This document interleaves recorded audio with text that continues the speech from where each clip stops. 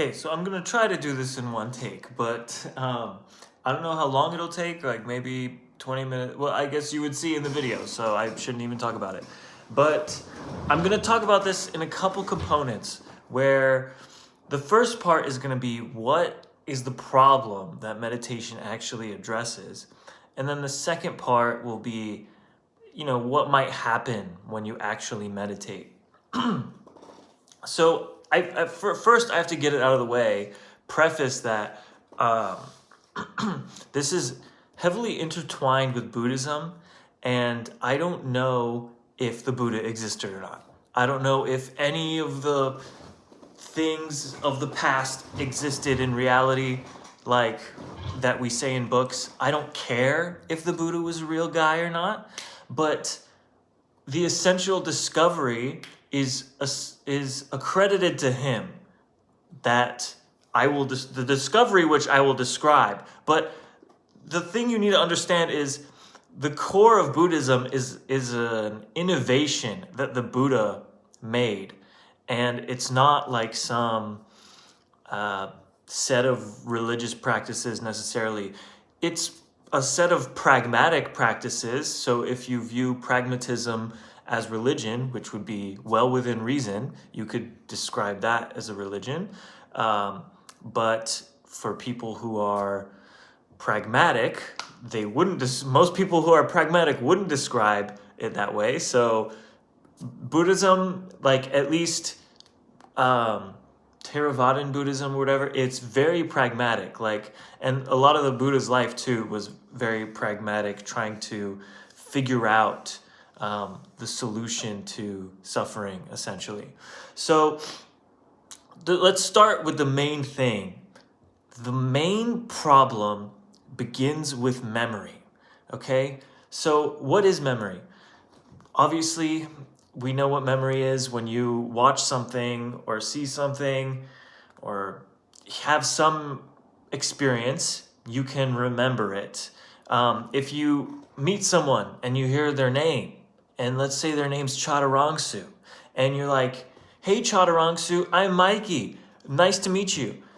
From then on, you remember Chaturangsu's name, or maybe you need to repeat it in your head a few times, like Chaturangsu, Chaturangsu, and then you remember it. So that is the process of memory taking place, where you just like one experience kind of sets something in your mind that allows that to arise again in the future. Now there is something to that explanation where one thing causes an arising of something in the future. There is a reason I described it that way, but anyways, that's the core problem. But to understand why it's a problem, and why part of it is a problem, not why memory itself is a problem, we need to talk about abstraction, which is what the mind is essentially always doing. It's always trying to abstract experiences into what is essentially a predictive model. So the mind is always taking things and trying to make sense of them, essentially, trying to conceptualize them. Or I think the most layman, like abstraction is kind of a difficult word, but the most layman way to describe it, I think that not everyone, but it should be not too hard to understand, is image. That our mind is always forming an image of something. And the problem with that is, let me describe it a little further first. Like at a basic level, when you see something like a car or a bike, how can I tell that something is a bike? And how can I tell immediately that it's a bike? Because my mind forms an abstraction or creates an image of a bike in my mind, and that allows me, when I see a bike, that's what gets outputted. And that's the process of memory happening, the response of memory, right? But how can I tell though, like for real, what? And so the basic explanation would be that we see shapes, like we see this general triangle, or maybe it's not a triangle, with another side, it's a foregone.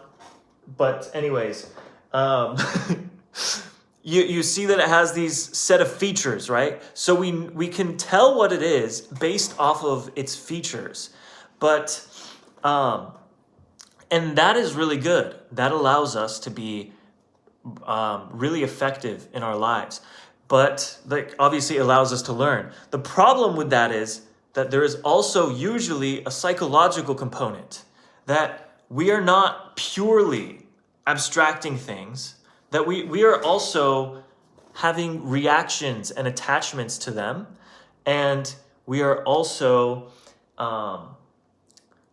what I'm about to describe is viewing these images as solid. But what do I mean that we have attachments and psychological reactions to these, and that becomes part of our image of a thing? Well,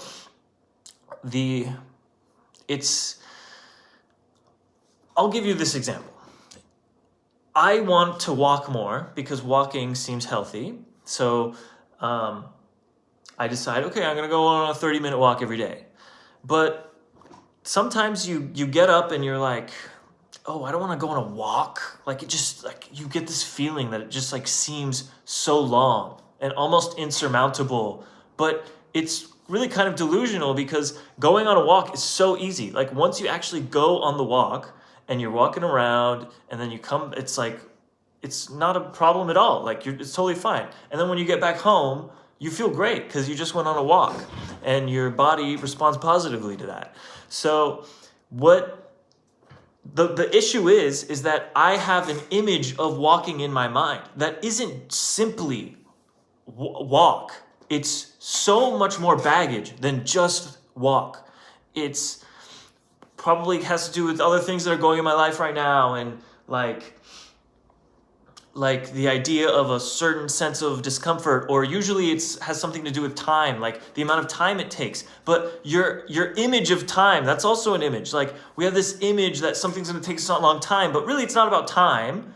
Like a walk is 30 minutes. It doesn't take a significant amount of time. It's more about like it's hard to describe, but hopefully you could see that I have an image of walking that isn't accurate to reality.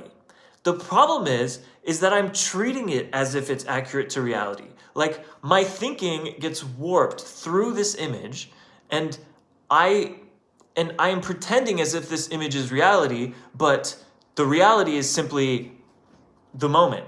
You know, there's literally nothing we don't have to abstract the moment. The moment is what it is. But so and you can essentially think of that as I'm thinking of this image of walking as solid.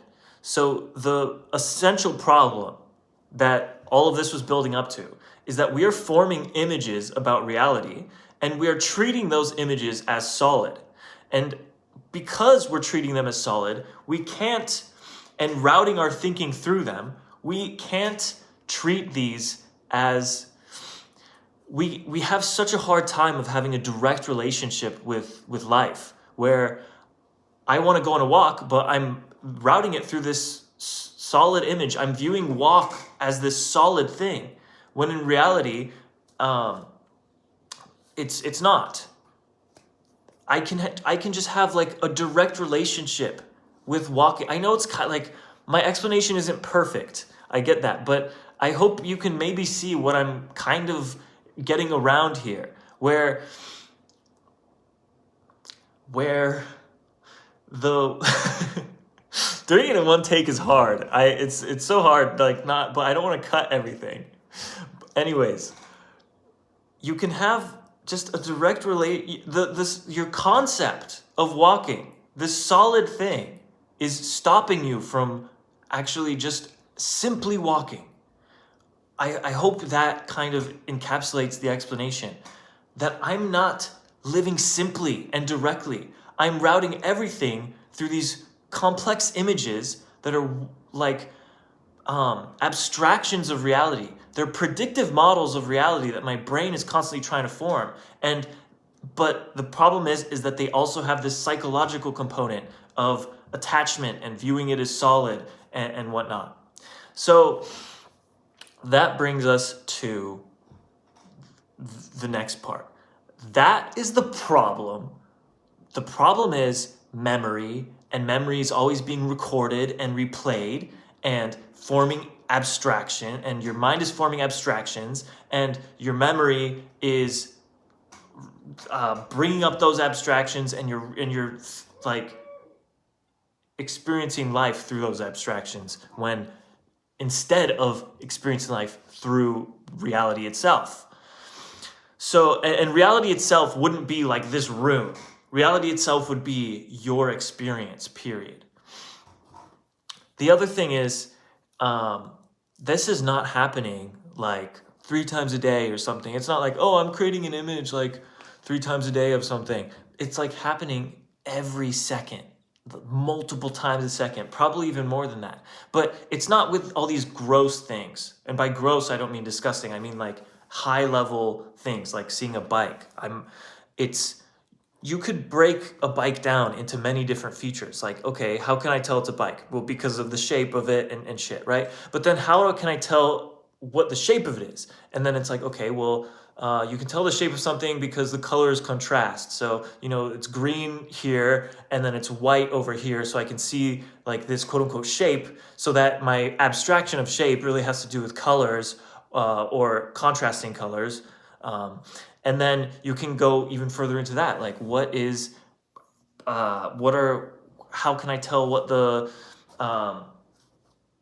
how can I tell when one color ends and another begins? Like, you could just keep going into these smaller and smaller abstractions until you get to smaller and smaller features, until you get to something so granular that you can't talk about it in words anymore. And those granular ones make up the large images of like a bike. All those granular ones add up to output bike, basically. And so you're creating images multiple times a second. It's not something that's happening every now and again. It's happening all the time. And it's intertwined with like this psychological reaction. We're not purely forming an image of something. We're not truly learning. It's being complicated through this process of what I'll get to later, this process of self, where we have this perception that we exist and that we are perceiving something else. But I'll get to that later. That's the problem. Now, what is the solution?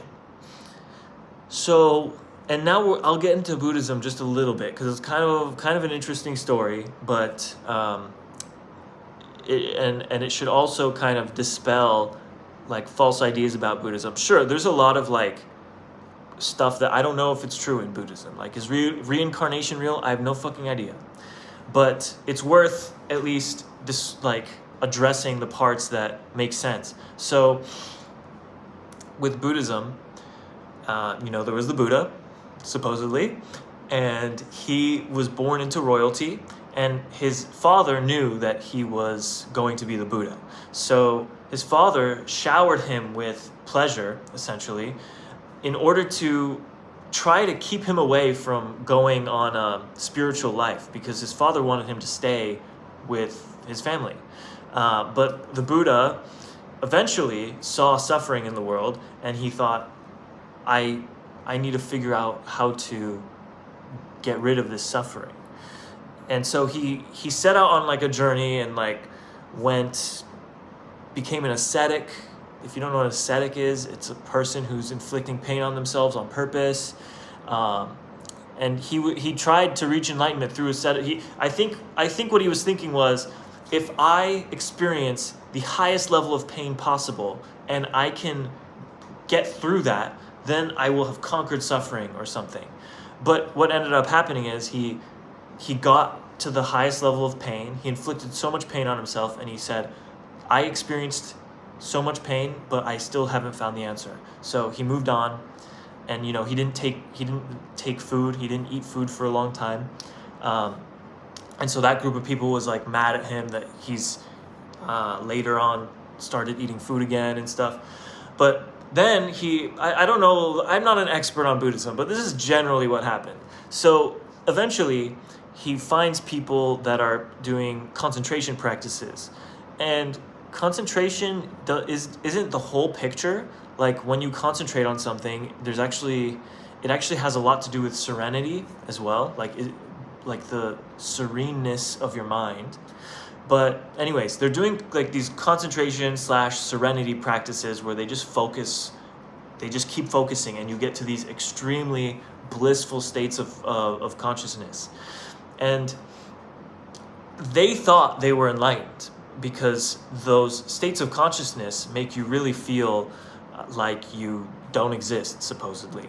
And Westerners have confirmed this, that it's that they've gotten to those levels of concentration, and it really feels like you might be experiencing enlightenment, but you aren't.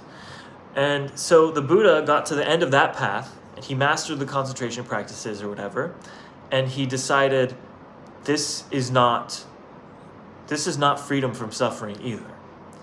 And I don't know if he tried other stuff, but that was the one that mattered, that I needed to bring up. So he did a bunch of shit, and then one day he just decides, I'm going to sit down at this tree, and I'm not getting up. Sat down by this tree, famously known as the Bodhi tree, and I'm not going to get up until until I'm free from suffering. So he just sat down, and what he did was the innovation of Buddhism. This is the essential discovery of Buddhism, in my mind at least. He realized that and listen to this, if you were tuning out, come back. He realized that if you take a heightened level of concentration, it has to be past a certain threshold. But if you get past that threshold and you take that level of concentration and you observe thought, you observe all the images and all that shit that I've been talking about, they dissolve. That is the discovery of Buddhism. That when you observe with heightened concentration, the thing being observed dissolves. And so, what does that mean? That means that if you take heightened concentration and you're mindful, if you're mindful and concentrated, and you're observing all your thoughts and all your sensory causal reactions in your mind and your experience, that you can dissolve all of these abstractions, all of these images, until you dissolve literally every single last one. And then that is when you are free from suffering. That was what the Buddha discovered. And there's a little more to it than that. As I mentioned earlier, there's like this sense of self. I was writing the book, and I think if I read what I wrote again, I would remember how the self plays into all these images.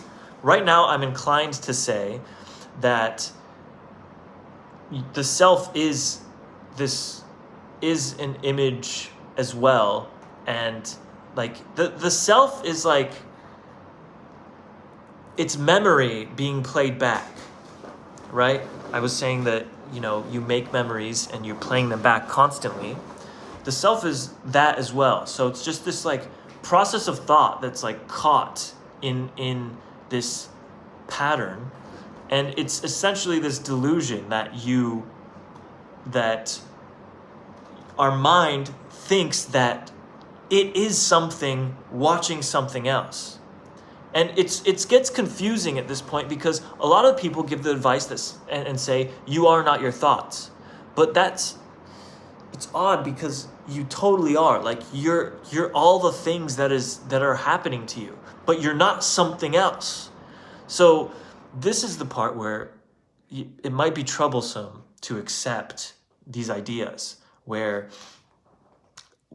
the prevailing idea is that you actually don't exist. and that you are, that everything that's occurring is the awareness of itself. So I am not a thing that's aware of other things happening to me. That thing happening to me is already aware of itself.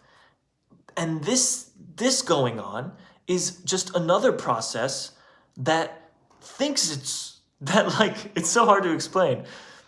This is another process that is essentially deluded into thinking that it is observing other things. But then if you try to observe that process, especially with a heightened concentration and a heightened, a deep level of awareness, you supposedly will notice that that thing that is just a sense, is just like a sensation, and it's just like everything else, and that there is no actual extra special other thing watching anything else. So that is a core part of it as well. It's hard to explain and it's very hard to digest, especially because I haven't personally experienced that. I've experienced quite a bit, but I haven't experienced dissolving my sense of self. And I don't care if that is the truth or not, because the other part of image making and memory and solidity, I can very clearly, ever since I was a kid, I noticed that this was ruling my mind and other people's minds. And I'm not trying to brag or whatever, but I noticed that I was a little more free in my mind than other people with regard to certain things. Like, and that's why I realized that that's why when I encountered this, it made so much sense to me, because I realized the power of a mental image of these abstractions. And at the time I called them boundaries, where like people have these boundaries, like their minds are caged essentially. And mine is too. I'm not saying that it's not, but I'm saying there were certain facets in life when I was a kid, I realized, oh, like they have some resistance to doing this thing, and I don't. But then when I saw things where I did have resistance and other people didn't, I was like, oh, so there's something there. So I don't care if I exist or whatever. It doesn't matter to me, because the other parts are logically sound, and it makes it, and it clearly, there's something worth investigating. The thing is, and that's what we'll get to next, is that the investigating it is extremely difficult and extremely taxing. Obviously, I think there are people who are naturally better at it than others, like someone who has a hard time paying attention to stuff, such as myself, do not have it so easy, I think. But this is why I've gone on retreats. And so now we can start talking about what actually happens when you embark on this path, and why it is so difficult. So the monks have laid out what will happen to you on the path. And it sounds like a video game. So I understand if it sounds crazy, but I'm just telling you what I know and what I've experienced to some extent. So what happens is your mind will automatically, when you start paying attention to your experiences, like there are meditation retreats where you just note everything you're doing.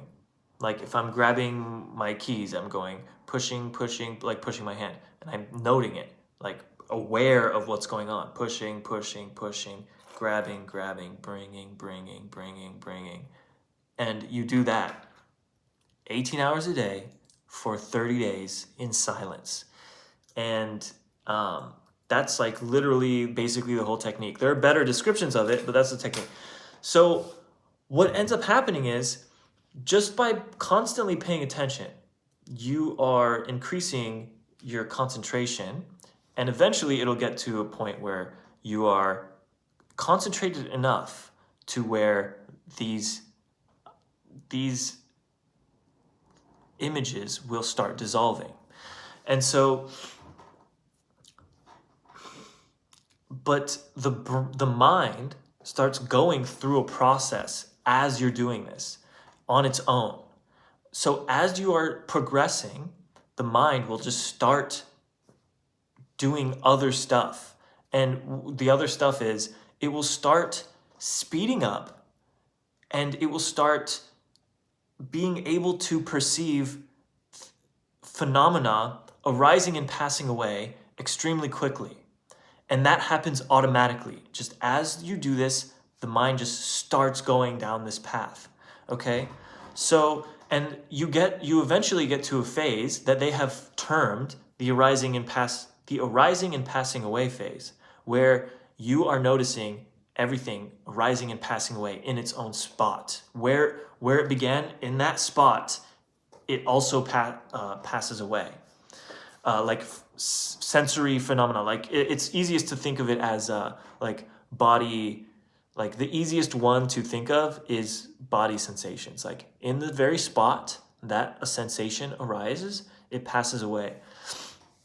That's what you notice at that stage. And then we get into stuff where you may or may not believe it, but I can tell you what I've experienced. You can think that they're putting poison in the food or something to make, or drugs in the food. Whatever you want to believe. But this is what happens. Happened to me. On my first retreat, I started seeing like flashing lights, like with my eyes closed. I started seeing flashing lights. And I also started seeing like a very bright light that gets brighter and brighter in pitch black darkness. You're just seeing a light, and my body is vibrating back and forth. It's kind of hard to explain, but just like it doesn't feel like anything's tingling. Like it feels like my whole body is being shifted back and forth. And that would be happening all day, every day. And I know this is the third eye, but where the third eye is, but I'm just telling you, I was getting extremely intense pressure right here. I don't know anything about the third eye. I don't care. I'm just telling you. This right here, I was getting it's hard to describe how intense the pressure was. It's extremely intense right there. And, closed-eyed hallucinations where I'm like, normally when you close your eyes, you kind of see some residual light, right? From like all the light sources around you. But what I was seeing was like small shapes moving around really quickly, and stuff like that. There was other stuff. When you get very serene, you start to feel just sometimes you just randomly feel pleasure just coursing through your entire body. And you get the sense that I could sit here forever. Like as long as this feeling persists, I could legitimately sit here forever. At least that's what I felt at the time. Like it's the peace. It's so peaceful to be in that state. And I'm not pulling your leg when I'm saying just pleasure all over, very palpable. It's not like, I'm not making this shit up, but I mean, like I keep saying, believe what you want. So those were all indications that I was getting to that arising and passing away phase that has been described. But what happens after, so some people claim that as you're going that arising and passing away phase, your mind starts perceiving things, phenomena arising and passing away extremely quickly. And then it climaxes, and there's like there can be like a very climactic, explosive event. You know, some people say that they have feel vortexes in their spine. Some people say their consciousness explodes or whatever. I haven't experienced it. I experienced all the things I just told you. And they say some people experience nothing or like very subtle thing, you know. But then after that, you are in your mind continues to shift your perception of things automatically as you continue to observe with heightened concentration. Your mind just automatically goes on this pathway. And that is what the Buddhist monks have laid out. So after that, you are essentially kind of in this no going back area where you're on this path now, basically. And it sounds weird to call it a path, but that's what it is. Like people say path, and it just like kind of spiritual, like overly spiritual, middle-aged woman thing. I don't know, but that's what it is. It's a path, and I supposedly once you get past that part, there is no turning back anymore. I don't know precisely what that means, but that's what has been said. And so now you're like, remember I said that in that arising and passing away phase, you are perceiving the beginning and ending of things very clearly. But now, once you get past that phase, your mind is only perceiving the endings of things, where everywhere you look, anything you focus on, you can only see ending, ending, ending, ending, and very quickly. So it's extremely painful because, you know, we think of death as this big thing, but, you know, you can really think of death as just the process of something ending. And if you're only perceiving the ending of things everywhere you look, it's very painful. And so these stages are known to be extremely, for some people, extremely hard to get through, and for some people, very easy to get through. For average people, it's probably average difficulty to get through. I don't know. I can tell for me, it'll probably be very difficult, but yeah, I've only gotten up to almost the arising and passing away phase. So then you go through all those phases and you just have to keep going.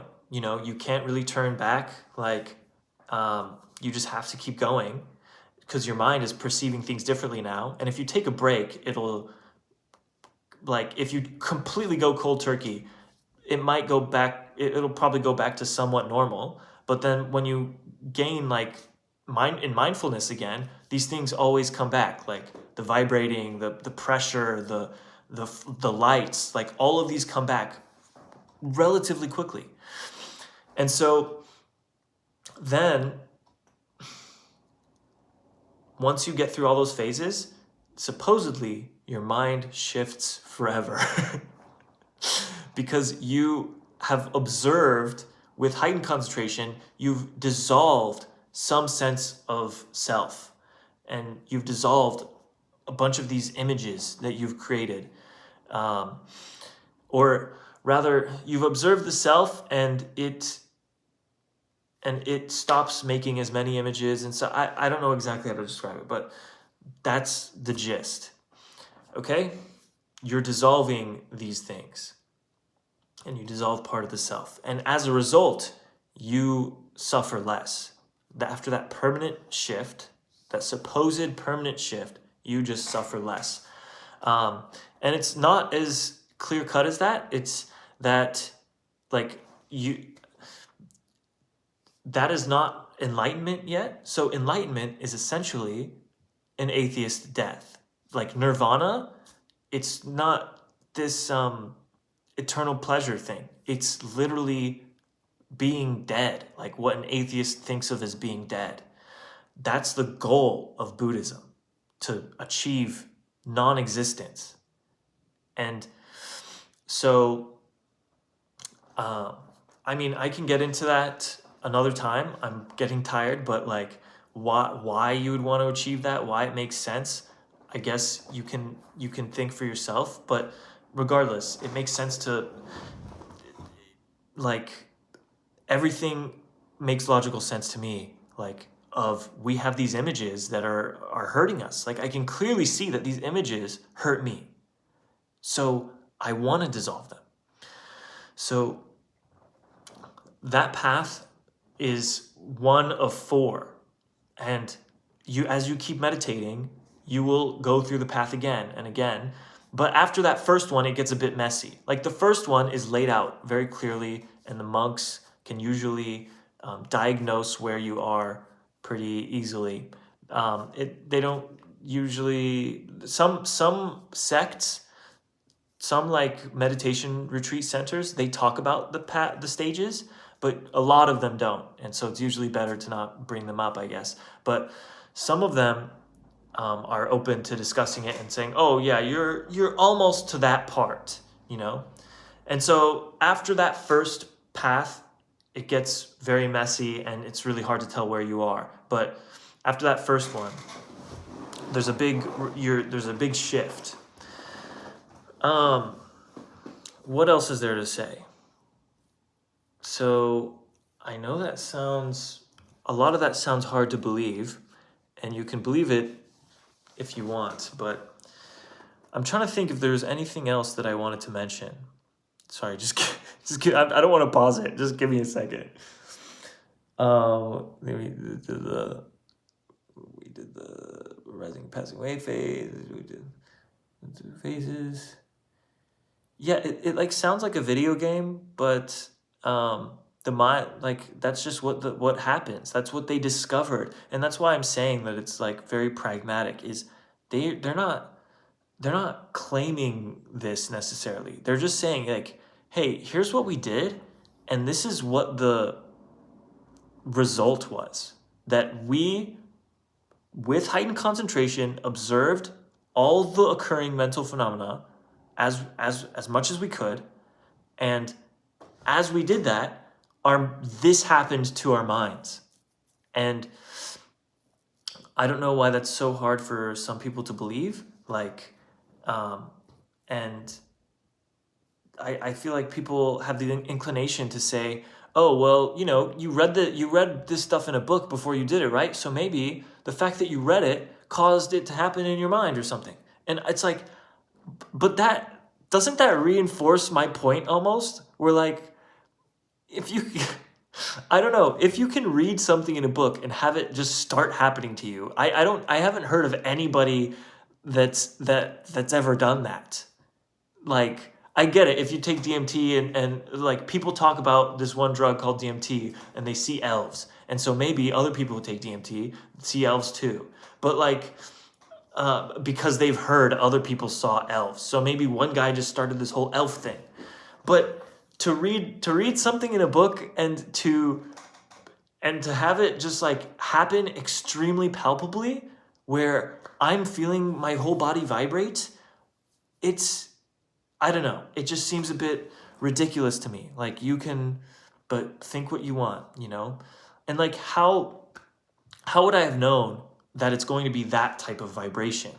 I don't. Like, when I read vibration, I was thinking like, oh, it's probably like tingling all over your body or something. But no, when I started meditating, like my whole like center of gravity felt like it was starting to shift. And then there would be moments where it got so intense that my center of gravity felt like it was circling around the room. And so, yeah, you can choose to believe it, but it all goes back to there's clearly something here where there's clearly suffering being produced by something in the mind, and that like logically, it only makes sense that we can address it. Why else would people go to therapy and everything? It's because taking a certain action causes you to be better. So then the question is, okay, well, what is the optimal action? And the idea here is this is the most optimal, like extremely long-term action. But 20 minutes a day isn't going to get you to do these things. You need to do several hours a day or go on retreats. Like, you need to be mindful constantly, all day, every day. being aware of what is happening. And that is extremely difficult. I cannot tell you how difficult it is and how frustrating it is to constantly be trying to pay attention and to constantly fail. On those retreats where you're doing 30 days of non-stop meditation, it is so frustrating to just constantly fail. It is fail, fail, fail, fail, multiple times a second for many hours of the day. Constant failure. It gets to you. To me, that's what happened to me. And so it's like, it's not easy. Like I meditated for a month. I couldn't get past, I could feel that my progress was stagnating. Like I could tell I'm just stuck in this one place. And so it's very frustrating. But it's, in my mind, because of, what I see in life, I view this as very worth it. Like, it's messy. Like it feels like I'm not. I understand logically why this makes sense to me, but I can't make sense of everything that's going on. It's like it's maybe the messiest thing you can engage in is facing the mind, facing the unknown directly. And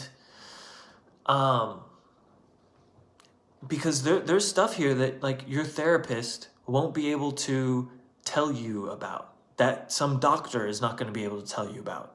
Like if I went into my doctor and said my body's vibrating, they would think, oh, maybe you have this condition or this condition. And it's like, no, this is something that the West does not really know about.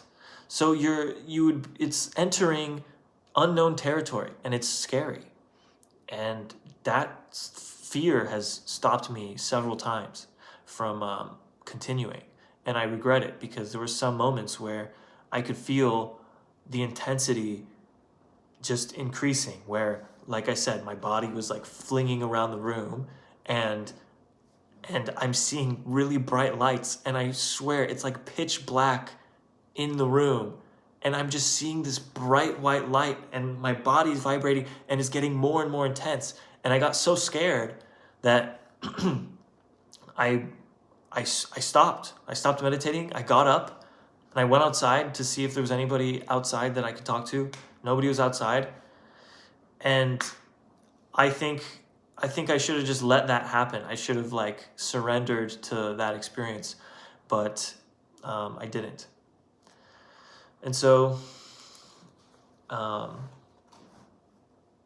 yeah, I think that's it. The point I want to hit home is that it makes there's something to investigate here. Whether you believe that all those other things happened to me or not, I think the logic at the beginning makes sense, where if you pay enough attention, you can clearly see there are boundaries in our mind, and that they cause us pain. And that they make life harder. It makes it very difficult to have a direct relationship with things, because so many of our images are in the way, and that a high level of concentration with observation will dissolve them. You can test that out, but the testing process is very long. So it's up to you. But that's essentially what meditation is to me. I wish I explained the whole self thing better, but I guess it's been so long since I've been working on the book, it's kind of lost on me. But that's the best it's going to get for now. So, but like I said, I think there's something there's clearly something there worth exploring, whether my explanation of self makes sense or not. Yeah. So. Yeah, as far as how to meditate, there are many methods. The most popular one in the West, the most popular retreat is called Goenka, Goenka. those retreats are a bit hard to get into, but in those retreats you just basically, well, technically I'm not allowed to talk about it, but so many people have talked about it. You do something called the body scanning technique. You just mindfulness of the body, essentially. All the particulars you can learn there if you want. There are other retreats, like there are multiple ways that these monks approach the path, where some are concentration first, where you really get to an extremely high level of concentration, like beyond flow state, as some people in the West know, where it's like you enter completely altered states of consciousness, just through concentration and serenity and having a serene mind. And then the idea with that technique is you exit that and then use the residual concentration to focus on something internally, to really observe the nature of the mind. So another big concept here is seeing things for what they truly are, like seeing phenomena for what they truly are, will progress you on this path where, and that has to do with seeing images for what they truly are, the images in your mind. But maybe I put too much emphasis on the images, where during this meditation, it's just anything. You are focusing on anything that is occurring in your mind, any intention, any action or whatever, you're focusing on it. And the idea is to, with heightened level of concentration, see it for what it is. But so there are those concentration first approaches, and then there's also like mixed approaches where you're kind of focused on your abdomen and you're noting the rising and falling of your abdomen by default. But then if something else arises, you note it and then eventually just come back to the abdomen and just keep gaining in concentration that way, while still maintaining mindfulness of sensory phenomena. So that's called that retreat, that lineage, I guess. I forget the word for it, but that's called a Mahasi noting retreat. And there's the concentration first. There's one called Pauk Sayadaw, PAUK There are many retreats, you can look into it, but the three I listed are pretty good ones. So, and you can read up on the techniques that the books that those people have written, or go to the retreats and they'll just tell you. But yeah, so that's it. That's all I have to say for now about this, I think. I'd love to write my book, but it's quite frustrating, because I'm not going to make any money off of it or anything. Like, I feel like that's a later in life thing, I feel. But anyways, I don't think there's anything else. So if you meditate, good luck. Leave a comment if you have any questions. I feel like I just want to say something explosive before I leave. Boom.